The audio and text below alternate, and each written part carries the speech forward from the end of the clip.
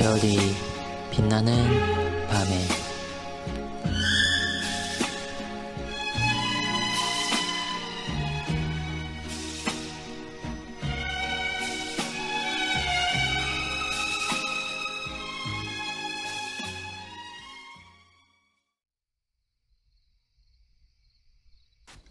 (43회는) 41일차를 참고하시기 바랍니다. 하나님의 진노와 심판을 받아 마땅한 죄인들, 택자들을 위하여 친히 자기 몸을 십자가의 죽음에 내놓으신 그리스도, 그 그리스도의 헌신적인 희생과 사랑에 대해서 어떤 사람들은 그리스도께 모든 영광과 찬양을 돌립니다.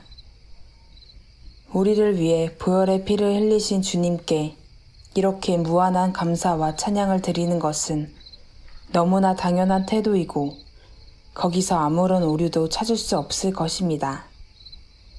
하지만 죄 용서의 직접적 원인이 그리스도께만 있다고 말한다면 문제는 달라집니다. 왜냐하면 이런 견해에서는 성부 하나님은 자비도 동정심도 없는 냉혹한 심판자이시고 그리스도는 자기 몸을 들여 죄인들을 위하여 죽으신 자비와 사랑의 구주라는 구도가 만들어지기 때문입니다. 이런 구도는 과거의 구약의 하나님은 심판하시는 분, 신약의 하나님은 사랑이 많으신 선하신 분이라는 이분법적 구도를 주장했던 사람들과 유사합니다. 그러나 삼위일체 하나님임을 우리는 늘 기억해야 합니다. 그렇다면 죄인들이 소망 없이 영원히 버림받지 않도록 그들의 죄가 용서받게 되는 원인은 어디에서, 누구에게서 찾아야 할까요? 성경은 그 대답을 하나님의 기뻐하신 뜻에서 찾도록 가르칩니다. 하나님께서 당신의 말씀을 거역함으로 죄 가운데 빠진 자들을 그대로 내버려 두지 않으시고 죽음과 멸망에서 구하시려는 선하고 기뻐하신 뜻을 가지셨습니다. 그리고 그 뜻은 옛적에는 다양하고 많은 예표와 상징, 그림자로 나타내셨고 마지막 날에는 그리스도로 나타내셨습니다. 사도 바울은 이 점을 명확히 가르칩니다.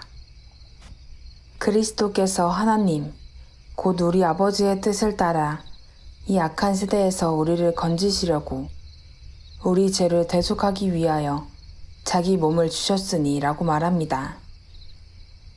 그리스도의 그 무한하시고 긍휼이 많으신 사랑은 말씀에 의하면 하나님, 곧 우리 아버지의 뜻에 순종한 것이 됩니다.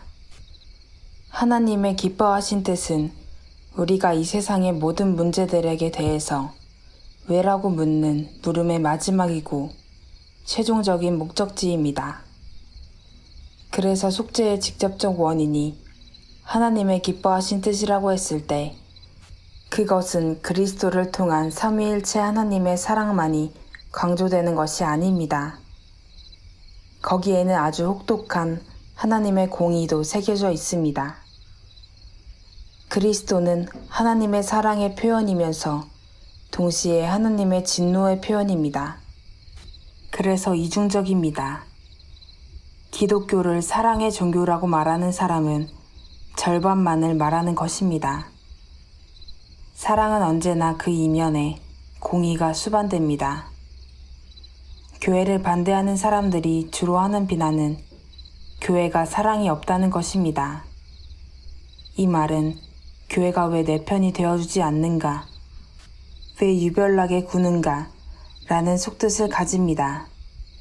물론 지상교회의 연약함은 정말로 사랑이 없는 경우를 만들기도 합니다. 그리고 때로는 희생이 없는 사랑, 자비가 없는 공의를 말하기 때문에 비난받아 마땅한 경우도 비일비재합니다.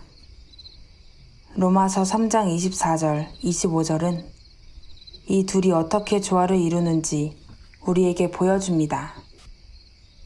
그리스도 예수 안에 있는 속량으로 말미암아 하나님의 은혜로 값없이 의롭다 하심을 얻은 자 되었느니라.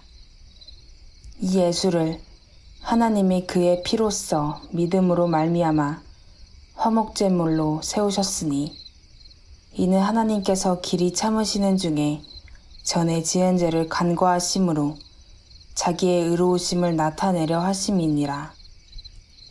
여기에는 하나님의 철저하신 공의와 심판, 그러나 그 안에는 그만큼의 자비가 포함되어 있습니다. 그리고 무한하신 사랑이지만 예수 그리스도의 대속의 피로 말미암는 사랑을 말해줍니다. 우리는 종종 하나님의 사랑보다 더 넓은 사랑을 가진 것처럼 행동하려 합니다. 또한 하나님의 공의보다 더 엄격한 공의를 시행하려고 합니다. 앞서 말했던 것처럼 사랑에는 스스로 큰 희생이 뒤따라야 합니다. 그리고 자비가 없는 공의는 폭력에 불과할 수 있습니다. 하나님의 선하신 뜻은 우리의 모든 생각과 말과 행위가 시작되는 출발점이면서 동시에 그것들이 도착하는 최종 목적지여야 합니다. 그러나 우리가 하나님의 선하신 뜻을 추구해야 한다는 것이지 실제로 우리 스스로 그렇게 살 수 있다는 것은 아니라는 점을 유념하길 바랍니다.